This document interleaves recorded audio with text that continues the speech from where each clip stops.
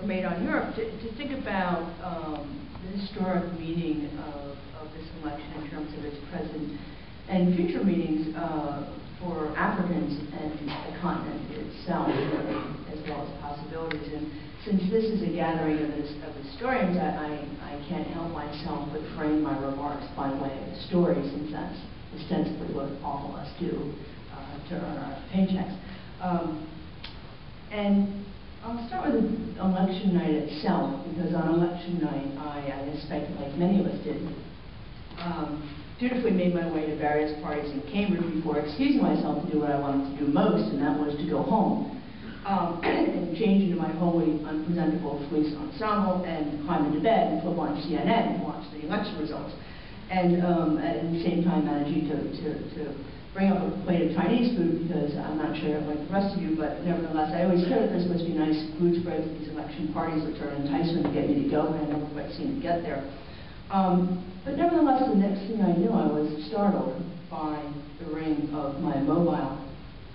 And I woke to find my compound chicken still on my lap, and the returns of the election still flashing at me in the big screen of CNN, sort of fuzzily, as I managed to fall asleep with my contact lenses on, and which meant I couldn't see where the phone call was coming in from. But as I sort of squinted over the clock, I could see it was 2:37 a.m. in the morning.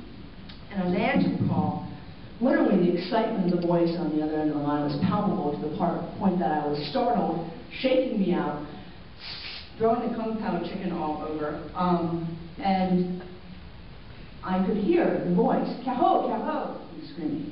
"Nifra, kabisa sana, kabisa sana." And I knew who it was immediately. It's an old friend from Kenya. And he said he was up country, in his village, the foothills of Mount Kenya. And everyone was rejoicing. I could hear it in the background. And he kept saying to me over and over again, "Kaho, the Kenyan is now president." And he continued on without interruption, believe me, for some time. And then he briefly paused, saying his grandmother wanted to talk to me, who I knew, Wanjiru.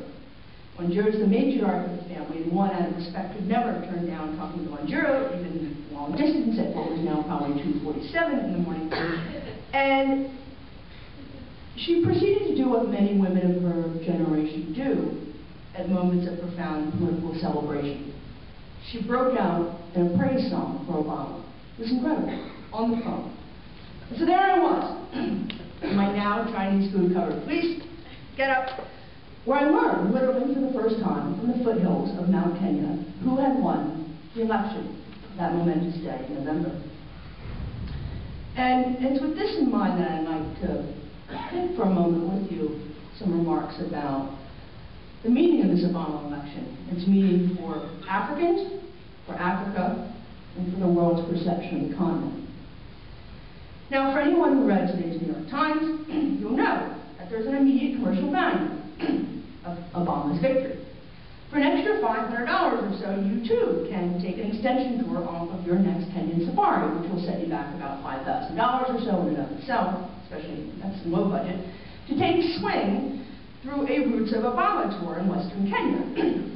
And there in Kisumu, an Obama Heritage Museum is now having the final touches being put on it, and for a few extra shillings, you too can go see Mama Sarah and sign her guest book, and Mama Sarah is the step-grandmother of Barack Obama. Now, seriously, what of the Obama of Wanjiru's praise song? And the American, the African, the Kenyan, a man perceived by those at the foothills of Mount Kenya to be truly a global president. A leader who can be and is being appropriated by Kenyans and Africans throughout the continent as a symbol of possibility. Never, I would argue, since the time of the high expectations in the aftermath of independence in the 1960s, even early 70s, has there been a kind of post-independence euphoria sweeping the continent. Of course, probably there's the exception, Nelson Mandela, but more recently, in the moments of post-apartheid South Africa. Now, these expectations, much like those here in our own country, of course, cannot be met by any single human being. Now, that said, the significance of a man of African heritage, states, the meanings of which are myriad, cannot be understated on a continent desperate for hope, and in a world that still needs to be reminded of its achievements as well as its potential.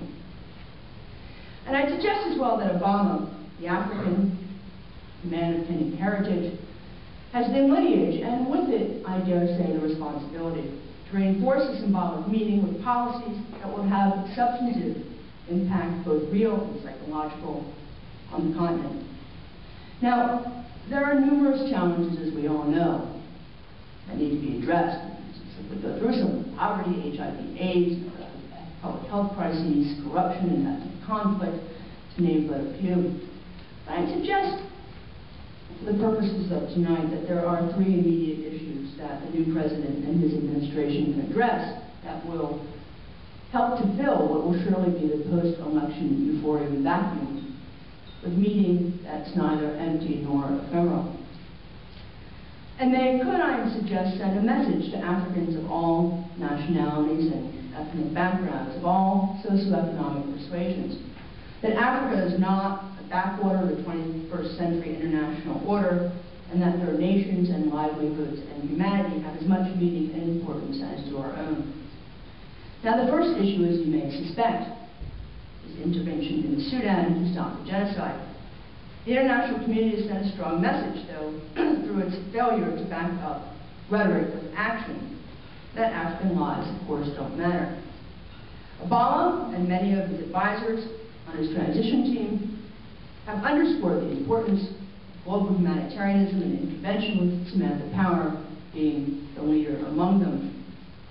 And here, as Nicholas Kristof recently pointed out, Obama can take this cue, quite interestingly enough, from the internal memorandum of President Bush's special envoy to the Sudan, Richard Williamson, who in recent months laid out a three-point plan to bring the Sudanese government of al-Bashir to the bargaining table and stop the killing. Second is the crisis of Zimbabwe.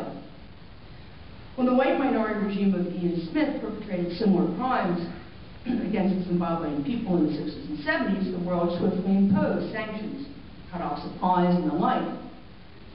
But today, the outrage is there, with condemnations by Mandela, a neighboring Zambian president, Ravi Wanawara, and others. And as we know, the deaths in public health disasters like cholera, some 10 million% inflation, and horrific torture continue. And much like the Sudan, Zimbabwe is a case where Obama can make a statement about the meaning of Africa, African lives, and the future of the continent, without, I would argue, on a relative basis, expending a great deal of political currency in the international arena. And finally, to my last point, Obama the man has, for some, symbolic meaning, as I began my remarks, as an African, as a Kenyan, but I should add, also as a member of the Luo ethnic group. Wanjiru sung her praises as a Kikuyu woman, but your tour bus through the Obama heritage sites will take you through Western Kenya, the heartland of the Luo. For some Kenyans, Obama is first and foremost of Luo descent. He provides potent meaning and clout for Raila Odinga and his Orange Democratic Movement, the recent challengers, and largely Luo-based party, the incumbent President Mwai Kibaki and his Kikuyu-dominated Party of National Unity. The 2007 elections in Kenya stand in stark contrast, as we know, with those held here in November, marred as they were by scenes of uncontrollable violence that reflected the profound intersection between ethnic and socioeconomic grievances deeply rooted in Kenya's own historic elections and political institutions.